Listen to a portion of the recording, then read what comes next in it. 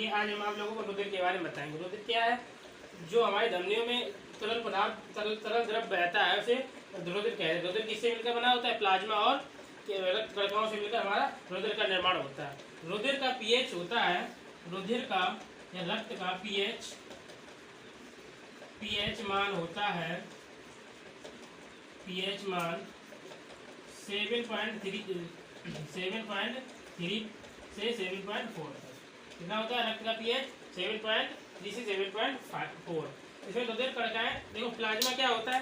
Plasma एक पीले रंग का तरल पदार्थ है, पीले रंग का तरल पदार्थ है जो रुधिर का 55% होता है। रुधिर का 55% भाग प्लाज्मा होता है, ये पीले रंग का तरल पदार्थ होता है। और रुधिर जो होता है प्लाज्मा और रक्त कणिकाओं से मिलकर बना होता है। रक्त कणिकाएं 3 प्रकार की होती है, आरबीसी, डब्ल्यूबीसी और रुधिर प्लेटलेट्स। ठीक है,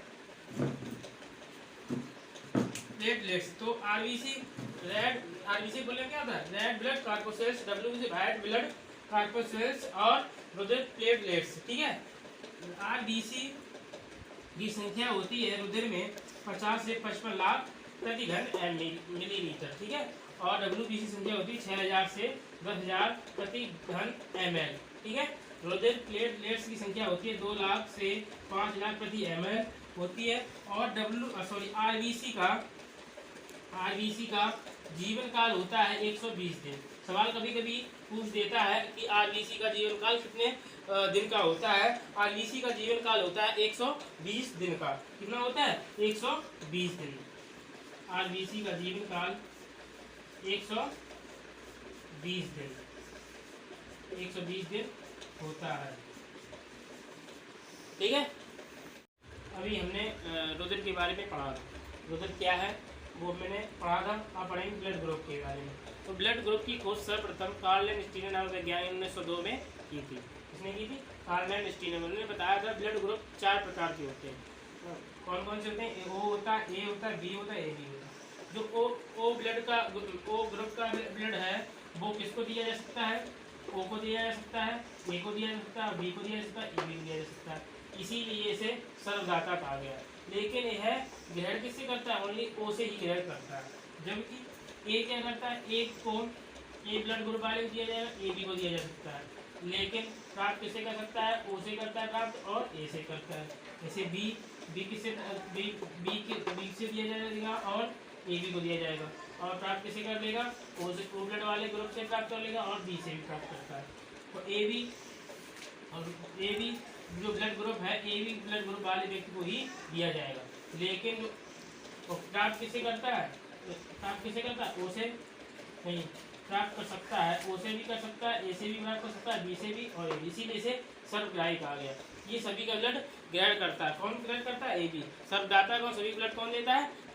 वो देता है। और जबकि ग्रहण का कौन करता है? सभी ब्लड ग्रुप के ग्रहण कौन करता है? ए बी ग्रहण करता है। ठीक है, इस तरीके से हम ब्लड ग्रुप का अध्ययन करते हैं। ठीक है, देखिए अब हम पढ़ेंगे रुधिर परिसंचरण के बारे में। हमारे शरीर में रुधिर कैसे परिसंचरण का सर्कुलेशन कैसे, ब्लड का सर्कुलेशन कैसे होता है, तो हम उस डायग्राम के माध्यम से समझेंगे कैसे हमारे ब्लड का सर्कुलेशन होता है। ब्लड सर्कुलेशन सबसे पहले विलियम हार्वे ने प्रतिपादित किया था कि हृदय में ब्लड कैसे सर्कुलेट करता है। हृदय क्या है? हृदय एक पेशीय संरचना है। और हृदय क्या करता है? पंप का कार्य करता है। रुधिर में पंप करता है। कितनी बार पंप करता है? 1 मिनट में 65 से 75 बार हृदय ब्लड को पंप करता है।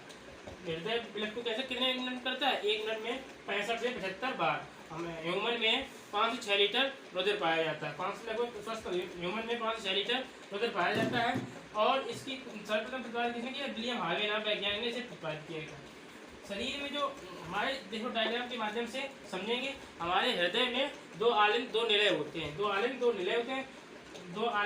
होते हैं। उनका कार्य क्या होता है? ब्लड को अशुद्ध रक्त को शुद्ध करना। और देखिए कैसे शुद्ध होता है। शरीर के विभिन्न अंगों में जो अशुद्ध रक्त होता है महाशिरा के द्वारा, शरीर में जो बच्च, सिर, जांघ और जितने भी शरीर के विभिन्न अंग हैं उसमें जो अशुद्ध रक्त होता है वो महाशिरा के द्वारा दाएं आलिंग में लाया जाता है। इसके द्वारा महाशिरा के द्वारा। महाशिरा में अशुद्ध रक्त होता है। कौन सा रक्त होता है? अशुद्ध होता है। अशुद्ध रक्त आता है वहाँ से दाएं आलिंद में लाया जाता है, महाशिरा के द्वारा दाएं आलिंद में लाया जाता है, दाएं आलिंद से दाएं निलय में अशुद्ध रक्त आता है, वहाँ से पल्मोनरी धमनी के द्वारा, कौन सी धमनी, पल्मोनरी धमनी के द्वारा सवाल पूछ दिया जाता है कि पल्मोनरी धमनी में कौन सा रक्त प्रवाहित होता है, कौन सा होता है, अशुद्ध रुधिर होता है, अशुद्ध रक्त होता है पल्मोनरी धमनी में। ठीक है, पल्मोनरी धमनी की सहायता से फेफड़ों में जाता है, फेफड़ों में रक्त का शुद्धिकरण होता है, रक्त का शुद्धिकरण कहाँ पे होता है, फेफड़ों में होता है। शुद्धिकरण के बाद पल्मोनरी शिरा के द्वारा बाएं आलिंद में लाया जाता है, यहाँ पे हमारा रक्त शुद्ध हो जाता है। पल्मोनरी शिरा में, पल्मोनरी धमनी में अशुद्ध रक्त होता है, जबकि पल्मोनरी शिरा में शुद्ध रक्त होता है, ये याद रखना। ठीक है, पल्मोनरी शिरा में शुद्ध रक्त होता है, बाएं आलिंद में जाता है, बाएं आलिंद से शुद्ध रुधिर बाएं निलय में जाता है, बाएं निलय से महाधमनी के द्वारा ये हमारे शरीर के विभिन्न भागों में फैल जाता है। इस तरीके से हमारे शरीर में ब्लड सर्कुलेट करता है। तो हम महाशिरा में अशुद्ध रुधिर होता है, जबकि महाधमनी में शुद्ध रक्त होता है। ठीक है, ऐसे ही यहाँ पे याद कर लेंगे, पल्मोनरी धमनी में अशुद्ध रुधिर होता है और पल्मोनरी शिरा में शुद्ध रक्त होता है। इस तरीके से हम हमारे हृदय में ब्लड सर्कुलेट करता है। किस तरीके से, दायां आलिंद, दो बेस होते हैं, दायां आलिंद और दायां निलय होती है, उस तरीके से हमारे ब्लड में, हृदय में ब्लड सर्कुलेट करता है। ठीक है, अब हम पढ़ेंगे ब्लड प्रेशर के बारे में।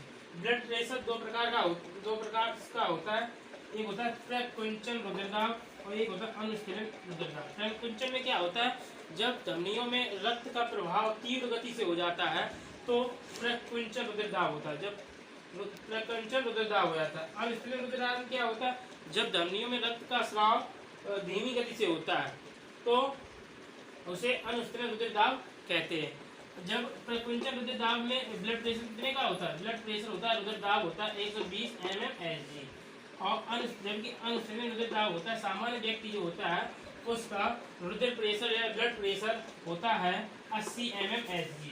और रुधिरदाब नापने के लिए हम इस थर्मोमैनोमीटर का प्रयोग करते हैं। इस तरीके से हम ब्लड प्रेशर और ब्लड के बारे में अध्ययन करते हैं। वीडियो अच्छा लगा हो लाइक करें, शेयर करें, कमेंट करें।